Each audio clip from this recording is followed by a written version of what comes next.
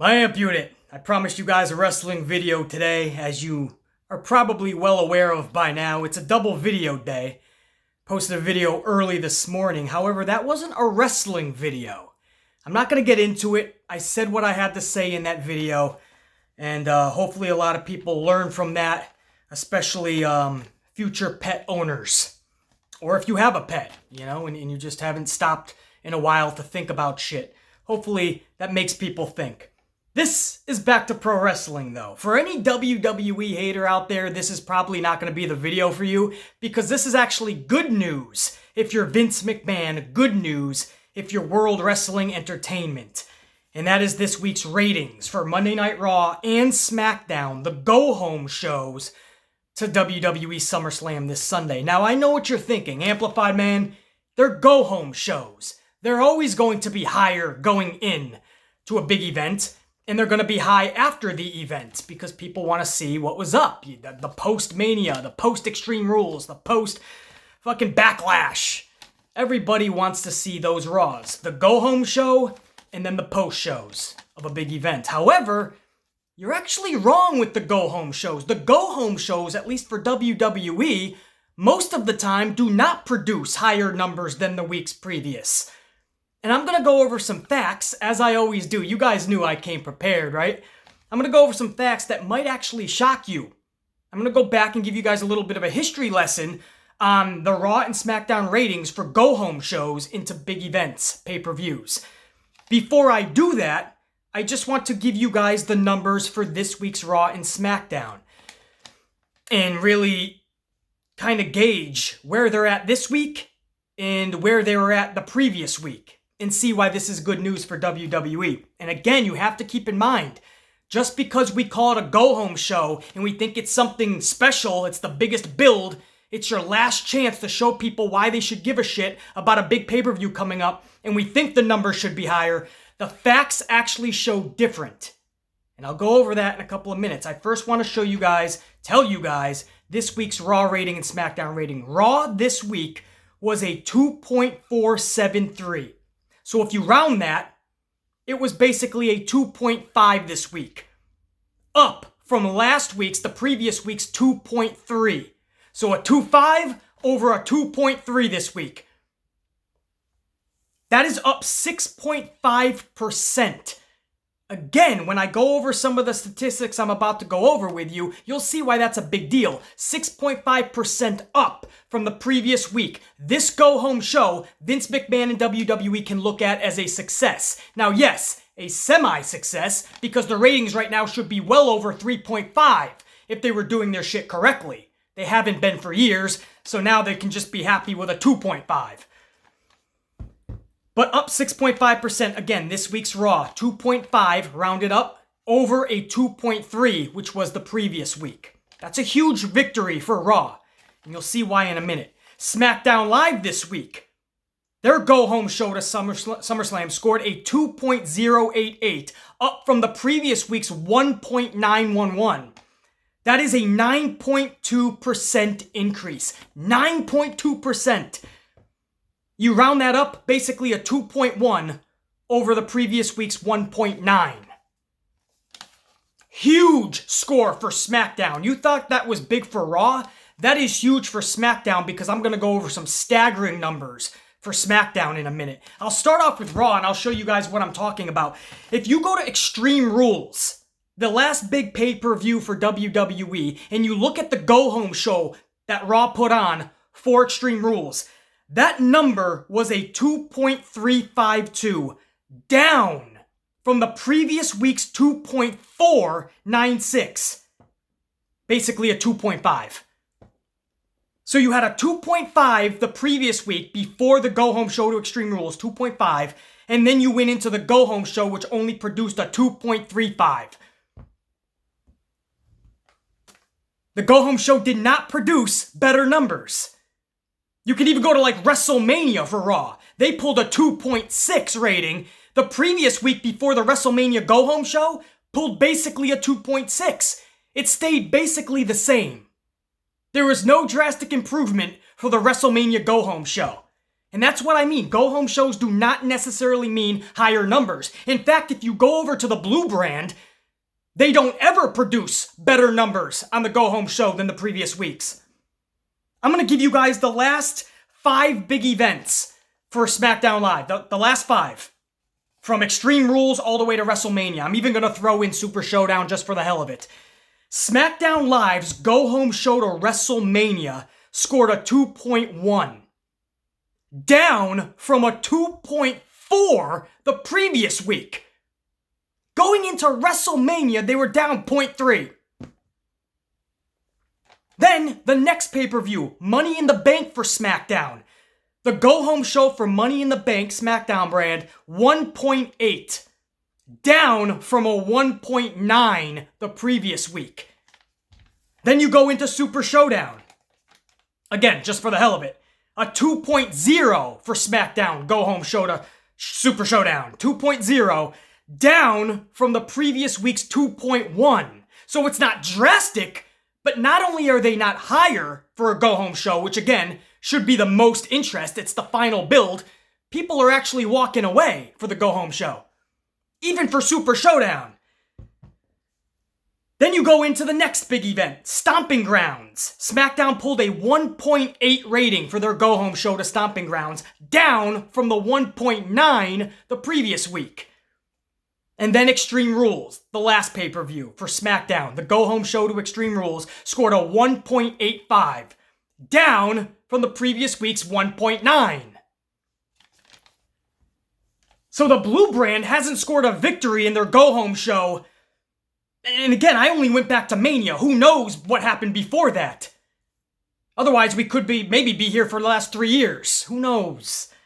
I didn't want this video to be 2 hours, but you guys see what I mean. The go-home shows for WWE have not been landing. Vince has been taking L's. WWE has been taking L's left and right on the go-home shows. This week's ratings, this is a victory for Vince. And again, WWE haters out there are going to hate this news. You just wait until next week, basic. Like I care. I don't work for WWE. I'm just giving you guys the fucking news. People are hating on the fucking channel and the Amplified, man, because I'm giving you the news. I'm not gonna fucking beat around the bush. I'm not gonna make this sound like it's fucking tragic when it's not. This is huge for Vince. This really is. This is a victory for both brands heading into one of his big pay-per-views. And again, even WrestleMania didn't produce that. Raw stayed at a 2.6, basically, for the go-home show and the previous, and SmackDown went down from a 2.4 to a 2.1 for WrestleMania. So no, big events don't do it.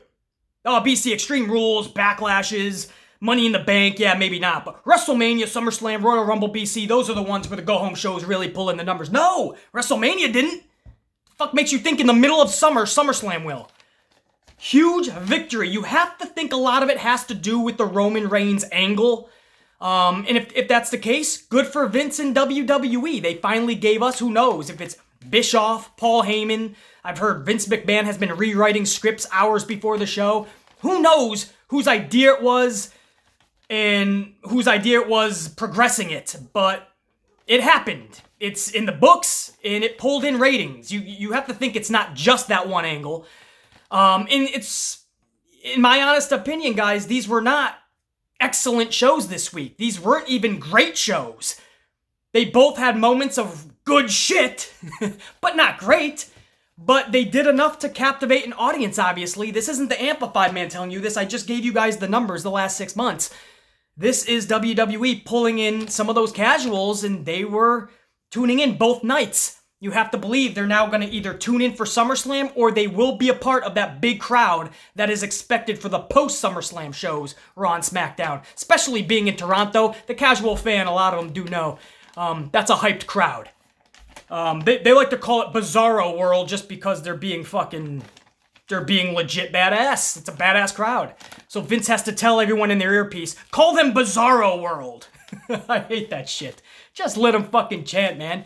If your top stars get booed, they're getting booed. You gotta call it fucking Bizarro World. So, my point is, post-SummerSlam, I do expect some bigger numbers, no doubt. But this is a victory for WWE, no doubt. And, you know, sorry, not sorry if people are pissed off that WWE failed. It's weird. There are people out there in the community that really wish the company just fails. not get better, fails. It's so weird. I don't want to see something I grew up with failing. I just want to see it get better, man. The storyline with Roman Reigns, whether you agree with it or you would like to see it get better or drag on longer or you wish there was different participants in it, everybody has their own fucking opinions and thought process and creativity that goes into it.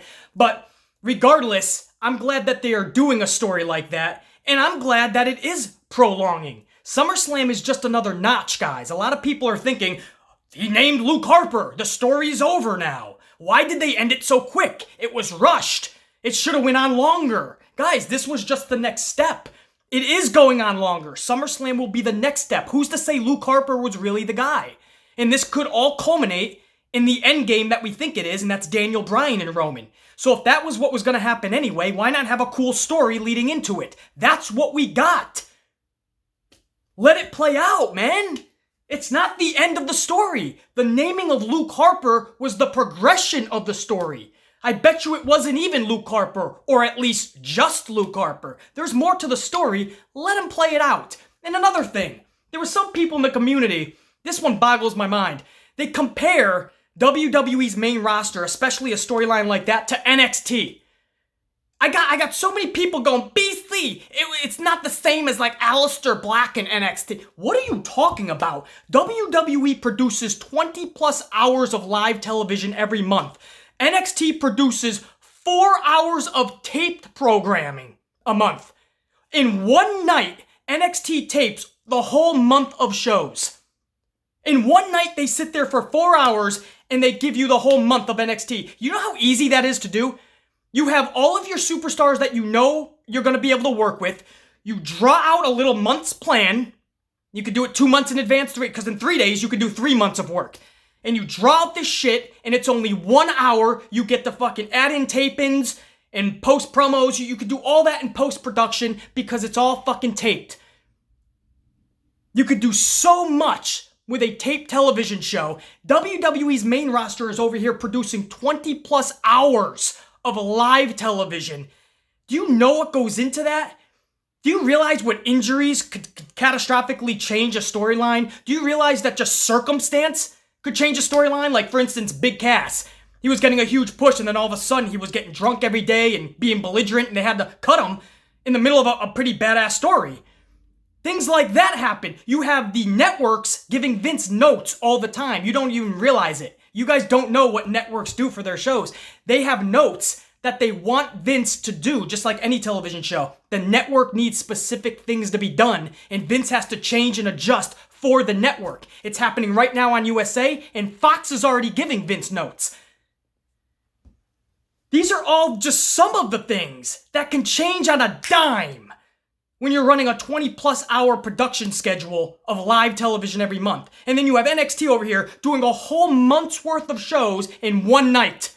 All the talents in the building, they have their little trajectory of where they want the stories to go. And then if it doesn't work out or they want to add shit, they can do it in post. Of course it's going to be better over there. It's 1 hour of tape programming a week.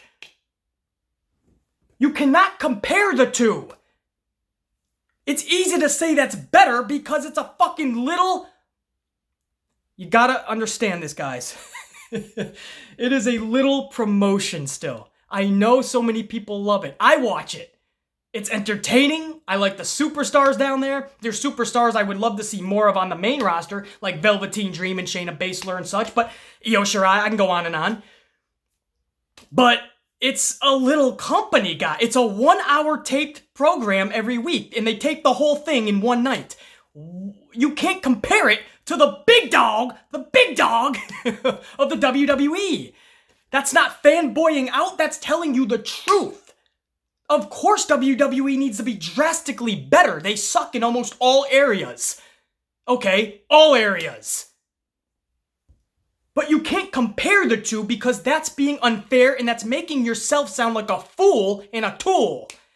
If you honestly compare the two and you're being serious, you don't understand the business. Because there are factors beyond just Vince McMahon being off his rocker that is causing this. Of course they should be doing better storylines. More of them, better. Ones that make sense, there's no question. but you can't compare it to NXT. People are honestly comparing this attacker Roman Reigns mystery man story to Aleister Black's storyline in NXT. And I'm like, do you know what went into that? Do you know how NXT tapes? Do you know what was added in afterwards? Do you know what live television is and how much it was adjusting and changing and never ends? Of course, this Roman thing could be better. It could be a lot worse too. But to compare it to something that is not even in their league, I don't care if you're an NXT fanboy to the point where you are just dropping on your knees every fucking day for that shit. Please, sir, can I have some more status? I don't care how much you fanboy out for NXT, you're gonna have to pull yourself out of that situation, get up off your knees, and face the reality. NXT is a baby boy. One day it might mature and grow. That's awesome. It produces some of the best matches every year, no question. But you can't compare the two. I always get people upset at that. I disagree, BC. NXT is actually it's the main show. We all know that's the main show, BC. No, it's not. You like to think it is, and it's a cool thing to say it is. I understand. NXT is the real show, right? We get that every big pay-per-view. Summerslam will be alright, but the real Summerslam is gonna be Saturday Night TakeOver. Right? It's the cool thing to do in the community. I totally get it. But it's not true. SummerSlam is SummerSlam. It's WWE. It's the main show because it's the main roster. It's the most exposure. It's the most money being made by superstars. It's the biggest thing going, right? It's the superstars on live television twice a week, a lot of them. It's just the way it is, guys. I don't make the rules. I'm just here to be honest. I'm here to keep the wrestling community in line and in touch with themselves because otherwise, this community starts to believe their own shit. NXT's the best thing in the world. All right. You know what I mean? Again, I watch it. I love it. But I also know how to decipher promotions. For instance, I wouldn't even compare WWE to New Japan because it's two different entities.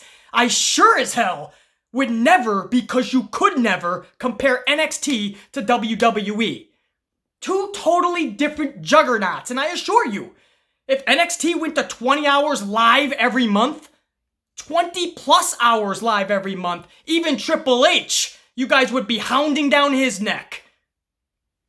This should have been longer. This should have been changed. I wouldn't have had this person in there. Yeah, because Triple H would be running around with his head chopped off because he couldn't keep up with the scheduling and the networks constantly telling him to do shit. Oh, that's right. Triple H doesn't even have to worry about Fox or USA. He's nicely tucked in on Vince McMahon's network. Triple H has the world in his fucking lap. You give me 4 hours and tell me to write everybody in for the month of programming and I would have a ball. You tell me I gotta produce 20 plus hours of live television and deal with the injuries and circumstances to come and network notes. You tell me I gotta do all that? That's a fucking headache. I'm not letting anyone off the hook. I'm not letting everyone get a mulligan. That's tougher than just sitting down and going, this is all I have to work with tonight?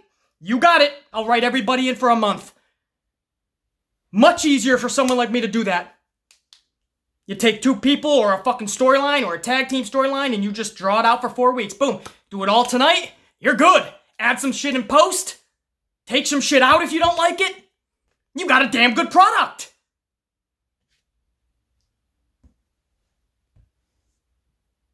It's just so annoying to me when people do that, man. I just had to bring that up because I got like something. Maybe another fucking person was talking about it on this platform. I have no idea. Sometimes that's the case. And then they come to my channel and they start spewing what they heard, you know. Aleister Black's NXT storyline was so much better than this. That's great. It's because it's NXT. They can do that. I don't understand what people are not comprehending. And on top of that, you didn't even let the Roman Reigns story finish. It's continuing at SummerSlam. It's not finishing at SummerSlam. We don't honestly know who it is. He dropped the name of Luke Harper. We don't know. This could lead into your Buddy Murphy and Roman Reigns having a badass match maybe. Maybe Buddy Murphy is pissed off that he got chucked around like a fucking rag doll and he's coming back for some revenge now. Who knows? This could lift a lot of superstars. This might propel Samoa Joe finally, which is what we've all wanted for years. Let shit play out. I'm so sick of this community constantly nitpicking at even the good shit. If we want real change, we have to absolutely tell Vince McMahon in roundabout ways and directly what needs to be changed. But when good shit is happening, we can sit back and say, more of that.